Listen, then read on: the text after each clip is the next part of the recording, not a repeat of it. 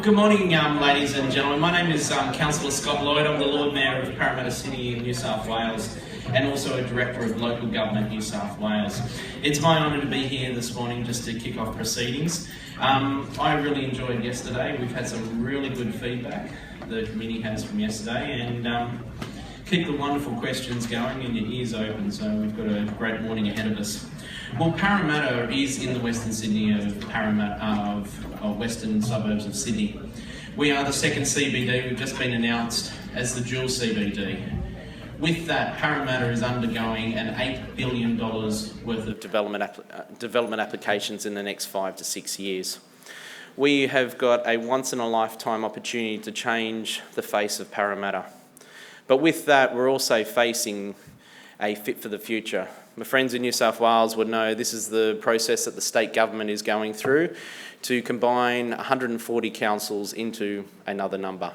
So we have to look to the future and adapt, and this has given us an opportunity to look at what we provide for the community, what we can do better, what shouldn't we be doing. But at the end of the day, the community is what we're there for, and our role is there to serve the community. But this morning we're going to hear from the President of ALGA, Mayor Troy Pickard. Mayor Pickard has been involved in local government since 2001. He's received a number of decorations and awards throughout his career in local government, including Distinguished Service Awards from Western Australia Local Government Association in 2005 and a 40 Under 40 award in 2002 and 2007. Mayor Pickard was elected to Western Australia Local Government Association Deputy President in 2007 and President in 2010. So please join me in welcoming Mayor Pickard to the stage. I'll see you down Canberra. Look forward to it.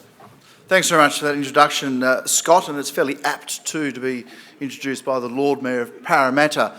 I often refer to people who reside on the eastern seaboard when I describe my city, the city of Joondalup, as the Parramatta of the West, which we're the second CBD in Western Australia, so it's quite apt to be introduced by the Lord Mayor of Parramatta.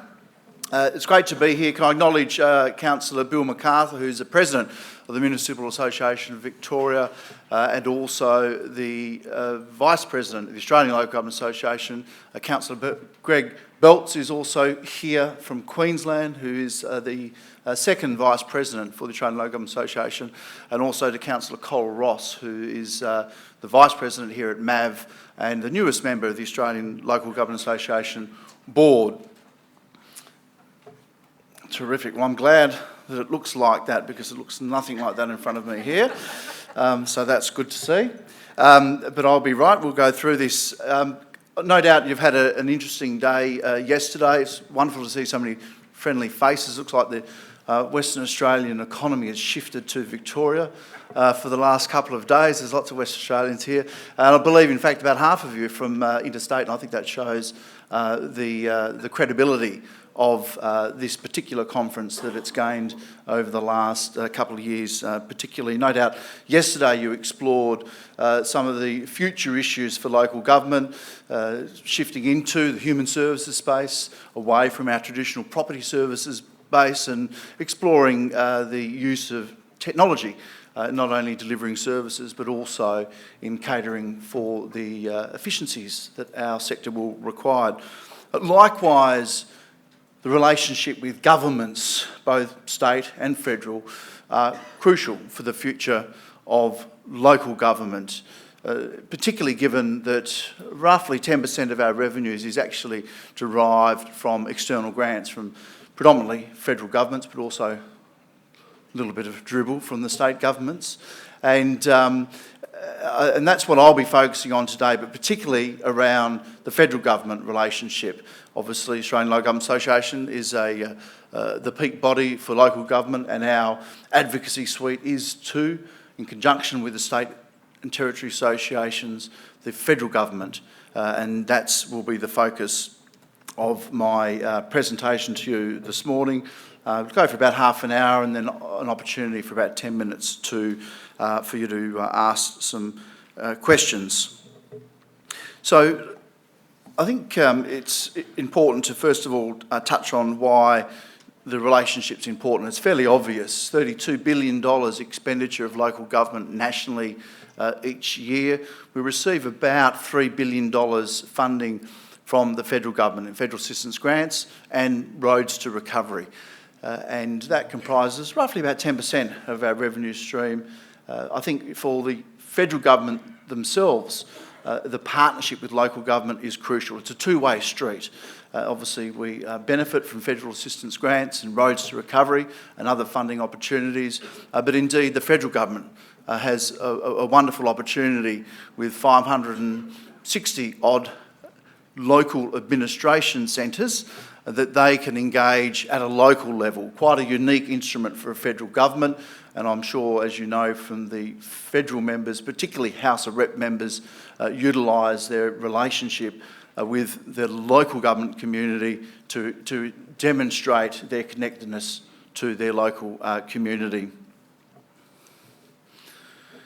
There are a number of factors that influence the relationship between local government and the federal government into the future. And there are three particular initiatives. The first is the Commission of Audit report, which was released on the 1st of May 2014 and to which the government have not formally responded to, as well as the Reform of the Federation White Paper and the Taxation White Paper. The latter two I will explore today as an important instrument to strengthen the relationship between local government and federal government and how that can influence our future prosperity and that of our local communities. The Commission of Audit recommendations, when announced, were referred effectively into the Reform of Federation. So the government indicated that they will respond to the recommendations of the Commission of Audit through the white paper processes. So they're the two that I'll be focusing on this morning. So the two papers that the federal government have initiated are running in parallel. I think what's important to clarify, it's a Commonwealth process. It's not an intergovernmental process. It's effectively a process that the federal government have established and working obviously collaboratively with state governments, territory governments and local government. And it's effectively a trigger for the government of the day to present a policy platform before they go to an election. And you can see there some of the trigger dates. It was actually all supposed to be out and done and dusted by the end of this year. That's not the case. It's been shifted back a bit. And it's very much going to be in the lead up to the next federal election. So the issues papers are out now. We've responded to the Federation issues paper, and I have read our submission to the taxation issues paper that's due on Monday, and you'll see there the green papers will more than likely be issued simultaneously towards the end of this year, and the white papers more than likely in the first half of 2016 in advance of a federal election. The process to provide a bit of clarity, so the issues paper really flags a range of issues for both the Federation and the taxation and really pose more questions than deliver answers. Traditionally, a green paper is then a draft white paper, and then it's critiqued by stakeholders and the government lands on a final white paper. In this particular instance, the government's flagged it'll be a different process for a green paper, and the green paper will identify a range of options. It won't actually select a preferred option, but it will identify a range of options, and then stakeholders have an opportunity to engage in the consultation process, and that will then inform a white paper position that invariably will drive a policy platform for the government.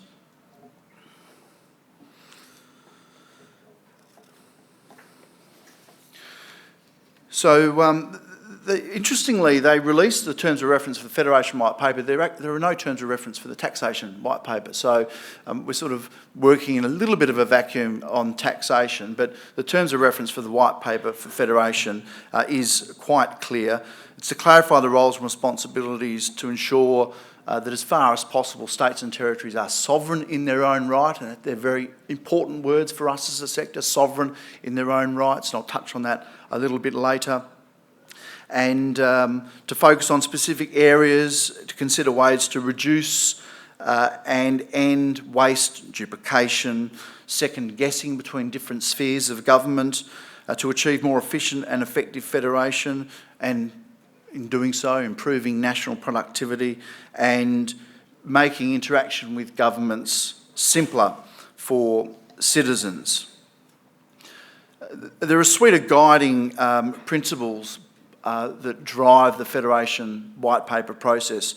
Subsidiarity, which again is a very important word that we need to focus on as a sector. Equity, efficiency, national interest considerations, accountability for performance in delivering outcomes, durability, that is, it sees the test of time, and financial sustainability at both a Commonwealth and state level.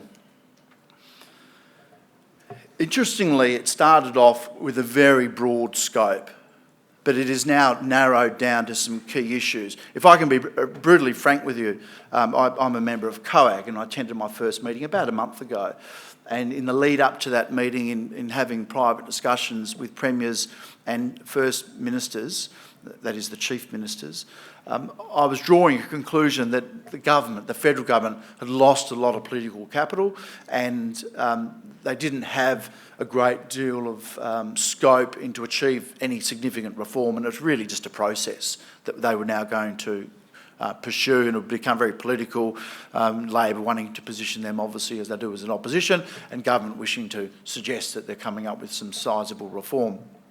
But the discussion around the COAG table, and invariably the dinner prior and the breakfast and the lunches, really I think there became a consensus amongst the first ministers that they did need to tackle some of the key issues that the Federation raises, and that's now very much focusing on the issues of health, housing and education, core state government issues. And indeed I think all Australians would agree that the governance structure and funding structure around those three areas are a bit of a basket case in Australia and have been for well over a decade.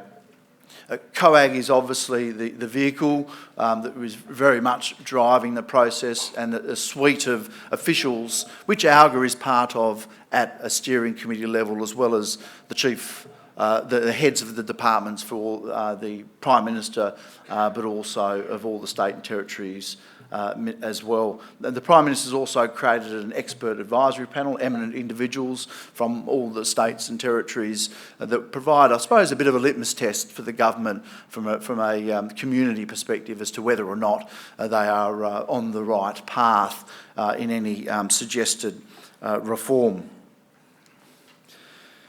With the Taxation White Paper, as I mentioned, there's no released terms of reference. The Treasurers are actually leading this particular process, and there are two objectives that we can ascertain. First of all is for a fair and a more competitive tax system, and an important objective that's relevant for local government, revenue aligned with roles and responsibilities. And it's very much the language that I've been using around the COAG table, and it's heartening to hear premiers using the same language, that they really want to ensure there's an alignment of roles and responsibilities, and importantly, an allocation of funding to deliver those roles and those responsibilities. And as you'll see shortly, that's not the case for local government. We have significant roles and responsibilities, but we don't necessarily have the allocation of funds. In fact, to the extent, and it's quite hard to calculate,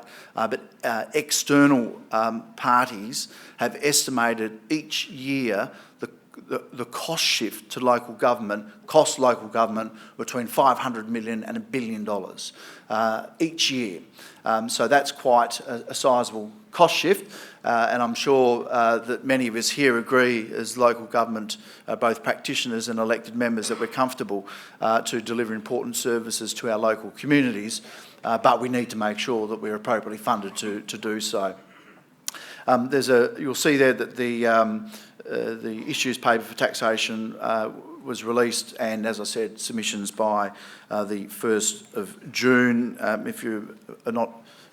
If you don't have a draft in front of you from your local government authority, then I suspect you've probably missed the boat, but there is an opportunity to engage in the process moving forward. So with the Federation White Paper, it's an interesting reference to limiting the Commonwealth Section 51 responsibilities. And I mentioned earlier that there was a Commission of Audit recommendation that the government have not formally responded to. This actually picks up one of the recommendations from the Commission of Audit and has a potential to significantly adversely affect local governments, where effectively the Commission of Audit, and it's not the first time it's been recommended, it was rejected by the then Howard government through a separate audit process, that local governments under the subsidiarity model of the state will be the full responsibility of the state government, that federal governments won't fund local governments or any other entities. They will only provide their funds to the state government, and the state government will then decide if the money flows to local government or if it flows into other sectors, health, education, which is obviously a significant risk for local government. You will then lose the ability through a national voice to advocate for a funding, both retention of funding stream and additional funding streams.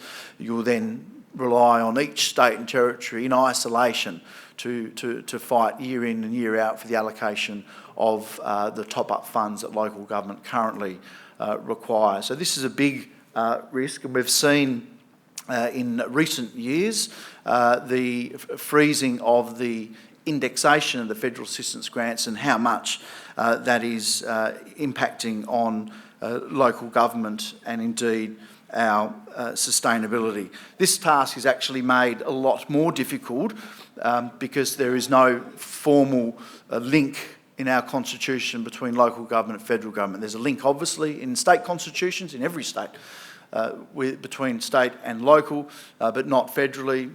Hence the objectives of the constitutional recognition campaign a few years ago, which unfortunately we didn't get a chance to put to the people. But that again exposes the risk to local government by not having that formal recognition, and indeed Section 96 of the Constitution talking about the fact that the federal government are empowered only to directly fund the state governments. So I think what's important for us moving forward in the conversation with the federal government and indeed with the states, but particularly with the federal government, is the ability for local governments to deliver national imperatives on the ground. And you know, very much the productivity improvements are a focus of the Abbott government. Claims to be the infrastructure prime minister. That has been disputed in recent times due to the lack of funding of infrastructure. But indeed, we have an important role to play in demonstrating to the federal government that we can deliver their productivity gains on the ground in the local communities through our existing structures.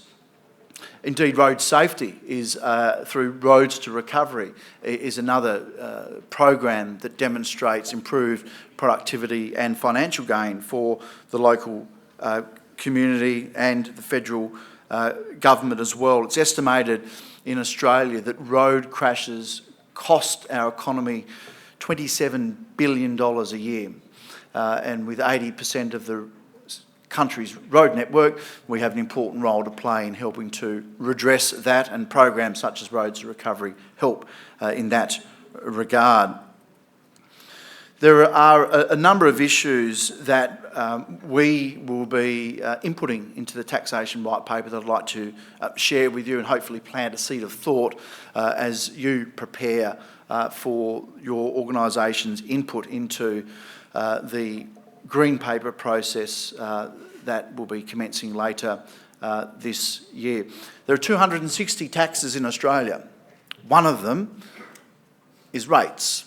Unfortunately for local government, it is our only tax. It's the only mechanism that we have in which to raise a tax amongst our community. And that is a problem, but it's also a very powerful message that highlights the weakness of our system. Rates is actually one of the most efficient, fair, transparent and well understood tax systems in Australia. And Treasury claim that, as well as many other external stakeholders. So we actually need to protect and treasure our rates system, but we need to make sure that we maintain the integrity of the rate base. And we've seen in recent years that being eroded. Exemptions to not-for-profit organisations, the rate concessions previously afforded to pensions now no longer being extended to the state government, decisions having to be made, who will bear the brunt of that funding shortfall. Let's hope it's not local government. We're seeing, I think, almost a rebellious attitude from some leaseholders of Commonwealth land. There's a number of incidents in Tasmania at the moment where the airport bodies are refusing to pay rate equivalent payments. And also we're now seeing some crowding out by the states throwing levies onto our rates notices. In Western Australia, emergency service levy or fire and emergency service levy. There are environmental levies in other states that they are imposing on our system of taxation, which brings into challenge the integrity of that single tax system that we have to leverage our ability to gain funding from our local communities.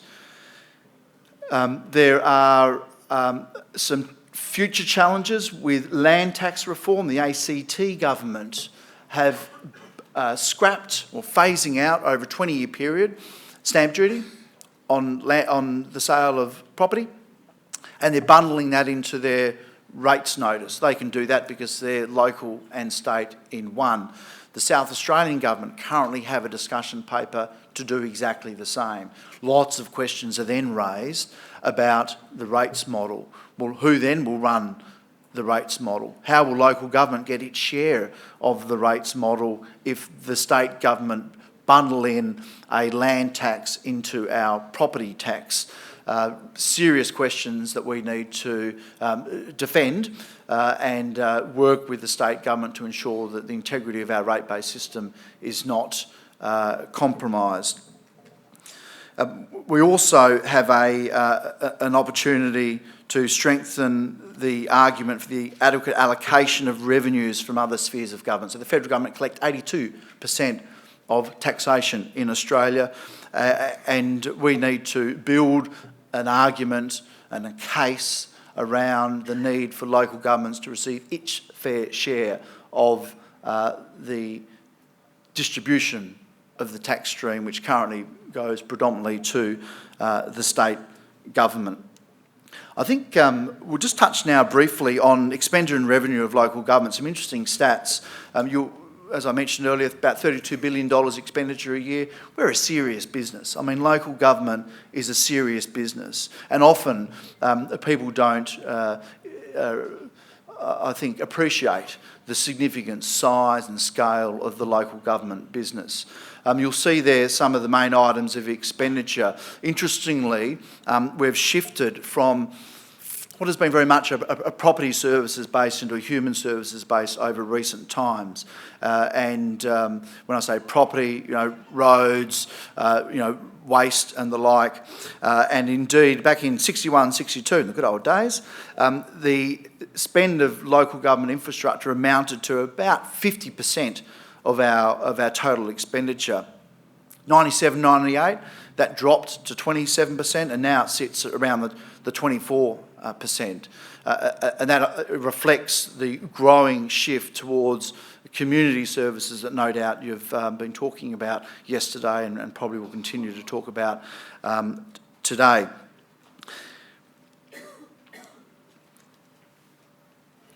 One of the other challenges that we have as a sector are actually our assets. Not only do we have a serious backlog of some $14.5 billion in 2006 terms, but indeed we have more than half of the assets of the state government, but the problem for local government is that it occupies about 20% of our expenditure. Occupies about 6% of state government, this is depreciation, about 6% of state government expenditure and about 2% of the federal government expenditure. So a fifth of our expenditure is on depreciation as a sector, which is unsustainable, and there's been recently some accounting standard changes that will have a further adverse impact on how depreciation is treated in our books. I highlighted the infrastructure backlog that was drawn from some research that ALGA commissioned back in 2006, PricewaterhouseCoopers. That also then extrapolated an annual shortfall of about $2 billion of spend in the sector to not only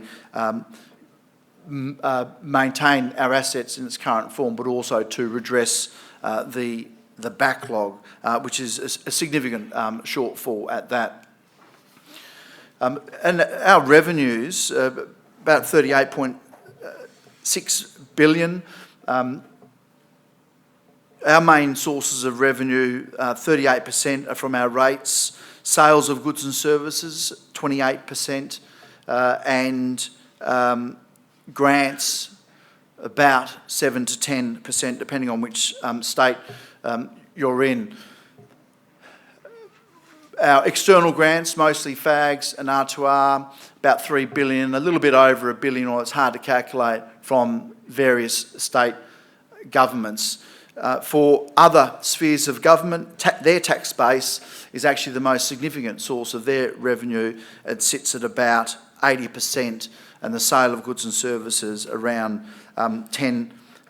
Interestingly, back in 1985, the self-report into local government funding, so an external report commissioned, noted that local government raised 5% of our revenue through fees and charges.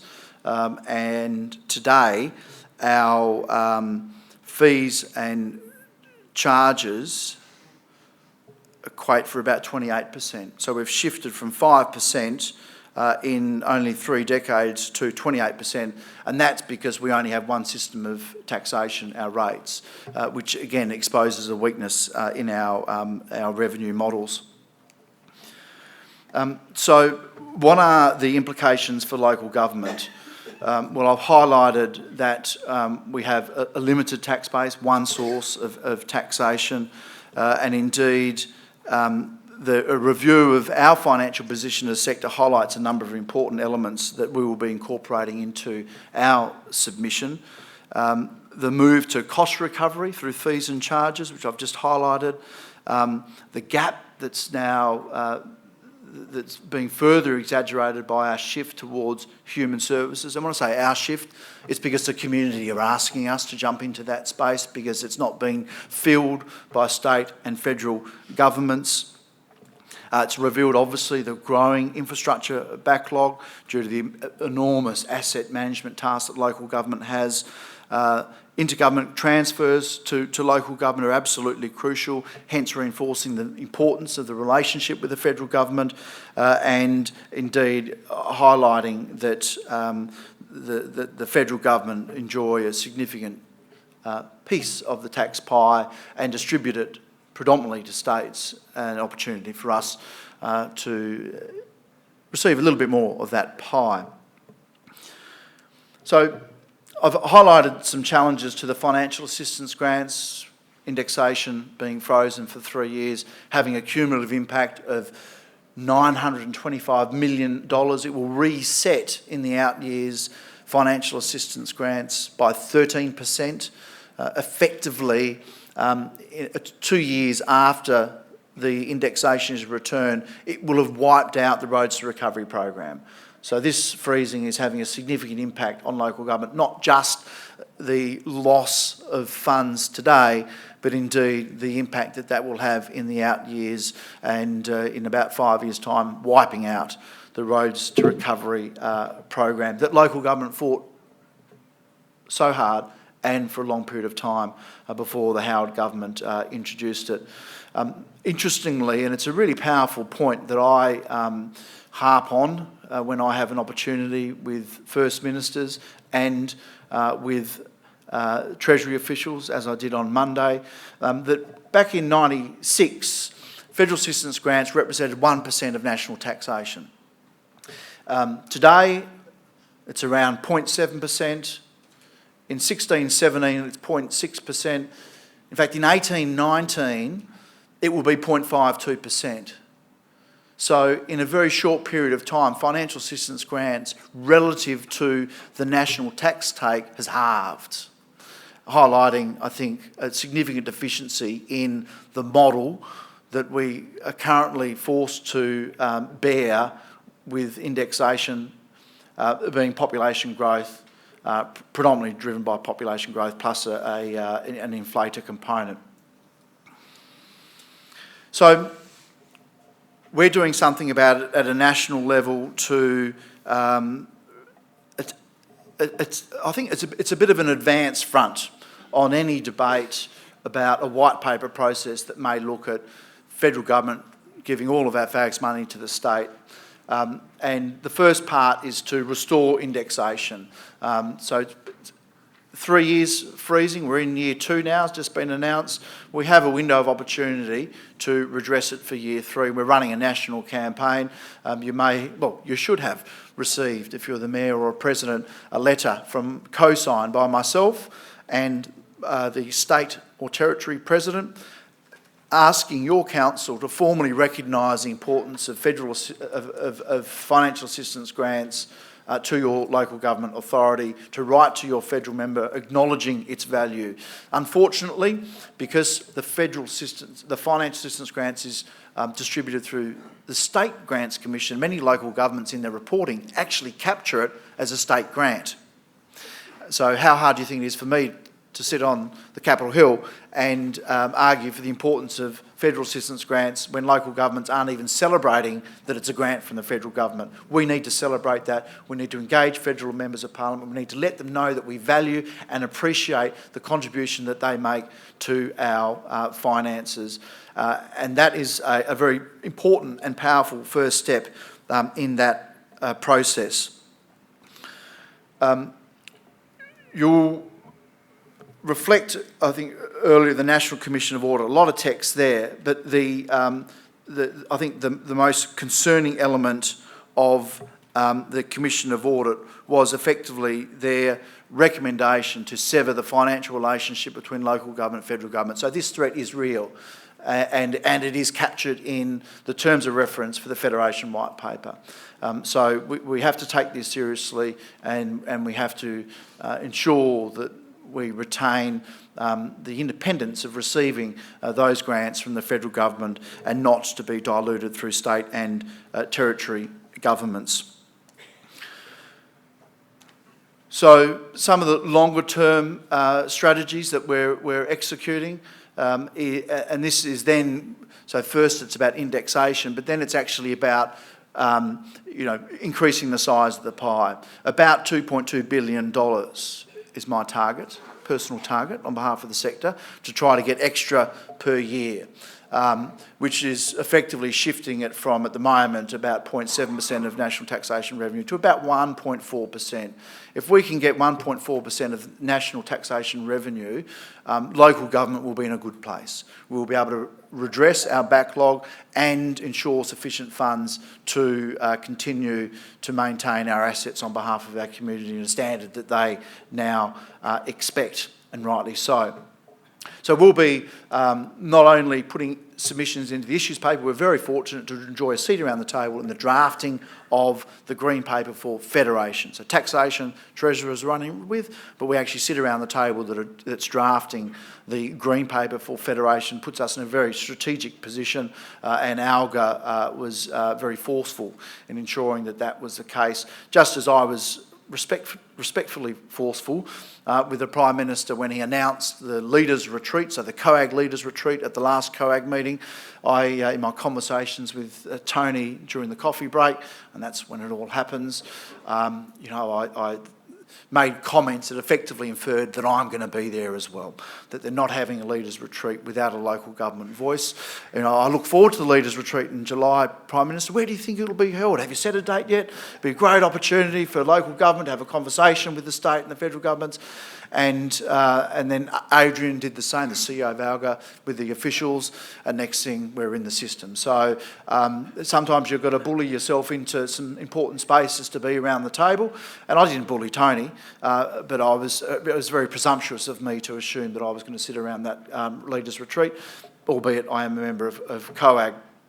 So we all need to participate in the green paper process. Absolutely crucial. If you want to influence the future of local government, then you need to participate in the green paper process. We need as many local governments in Australia as possible to make a constructive contribution to the green paper process and highlight the challenges, both the Federation and the taxation. Taxation, money in; Federation, money out. It's as simple as that, and we need to play in both of those spaces. Of course, ALGA is not a party political organisation. We work with governments and oppositions, and we're actively working with the opposition so that they're aware of our position, as well as working hard with the federal government and officials, particularly in Treasury. I was in Canberra on Tuesday and sat around a very small round table of key stakeholders with Treasury officials, with officials from Hockey's office, making sure that local government issues are in the mix and are on their radar. So I think I've highlighted to you your opportunities. Great opportunity at the NGA to attend and participate in what will be a wide debate on the issue of taxation and federation. I look forward to that, engaging with your federal members, sharing the love, for the mayors and presidents.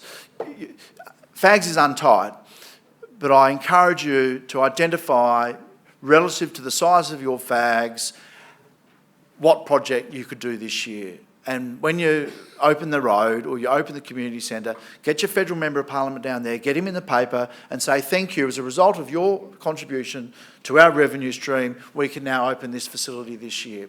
And we need to share the love, and we need to highlight the importance, particularly to the House of Rep members. Senators think differently. They're not elected by the local constituents. They're elected by a ticket system, effectively. But for members of the lower house, and connectedness and engagement with local government is absolutely crucial, and we need to reinforce that. Because if I can be honest with you, in my advocacy with senators, they quite like the idea of the federal government giving FAGs, roads to recovery, to the states, and let the states decide. But it's a completely different conversation with members of the House of Reps, and we need to leverage our local lower house members. I've got 5 minutes, which is great, because that's an opportunity for you to ask questions.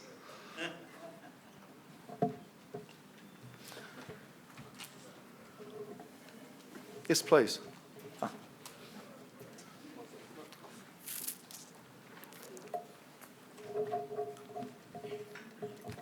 Hi, Troy. Thank you. Jane Tuso, City Port Phillip.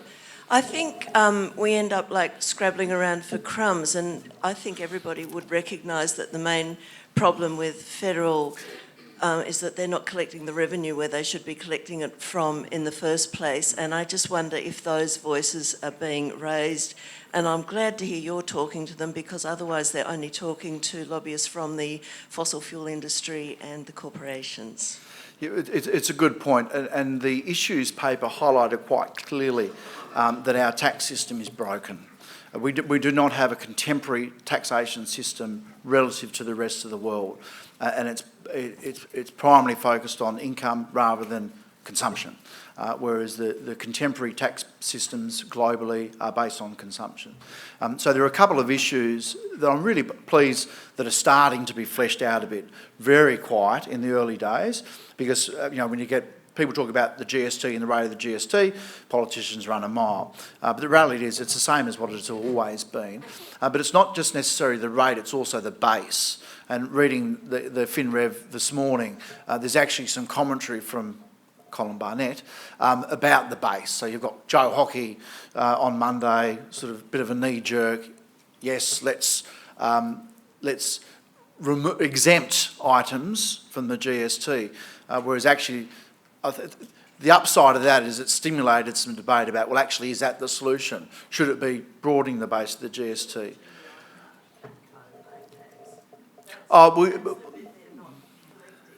Yeah, well, I mean, it gets into... So, Treasury Roundtable, we didn't get into that depth. Yeah, so... Yeah, but see, that's not our space. We need to be very clear on our space. Yeah, so but it's not our space. Do we focus? We have taxation is this wide. We need to focus on the space that we can positively influence for the benefit of local government in our communities. I mean, if there is a debate around GST, then happy to contribute to that debate, but.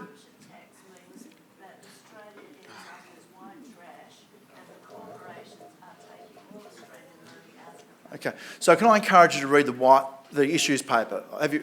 My question probably is: have you read the issues paper? No. So read the issues paper, and I think you would form a slightly different view. What's absolutely crystal clear from Tuesday's meeting with Treasury officials is that it's not a single change to our tax system that's required. There will be dozens of changes. So, where if you're increasing one area taxation, then you need to offset that in other areas, particularly for those that are vulnerable. So it's not a simple fix of let's tax the rich. That will not fix our tax system. That will not secure money for us. Yes, please. Hi, Troy. Thanks for the presentation. James Walker, Clarence City Council, Tas, home of the state's biggest airport. So yes. That is certainly an issue that we're monitoring very actively. Just wanted to touch on FAG's grants and whether we've been our own worst enemies in that space, in the sense that we've happily received the money, but we've sort of done it in an environment that seems to be devoid of KPIs and other measures on just how effectively that's being used. It's in some councils almost been seen as just a passive guaranteed source of funds, and I really appreciate the vigour that you're taking up with the feds, but is this something that in that same space we need to be saying, in the climates of words of mutual obligation and other themes, that we have an obligation to really demonstrate just how effectively we're using it and not just using it as a buffer to artificially perhaps keep rates down? Yeah, really good questions. Nice to hear a question from elected member from Clarence. I went to Lindisfarne Primary School, so that's in my old hood. Two issues there. So accountability, absolutely, and we do need to lift our game.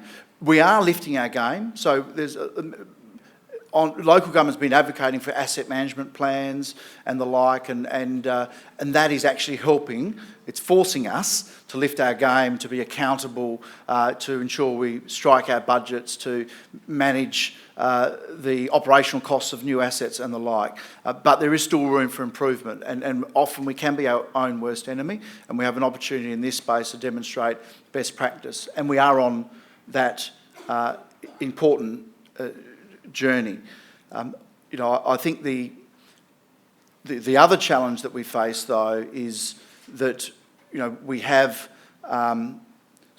from the federal government a diminishing pot of funds and increased reliability. If you talk about accountability, federal assistance grants is effectively a mechanism that guarantees that all Australians, no matter where you live in the country, have access to a suite of services. So in that sense, it actually is, in a way, a disability grant. Yeah? And it ensures that all Australians, no matter if you live in a community of 100 in the middle of nowhere or a community of 100,000, can have access to a certain suite of services. For some remote local governments, some rural local governments, they wouldn't be able to survive without financial assistance grants, and it would be hard for them to operate as a pure business model. But for the larger councils, definitely, an ability to demonstrate best practice. But we should all, no matter whether you live in a community of 100 or 100,000, we should make sure that we spend our funds wisely, and we make sure that we're accountable not only to our local community but indeed for our external funding sources. Good question. Okay, Troy, I think perhaps with the interest of time I might have to call it quits, so can we please thank Troy Pickard. No problem. Thank you.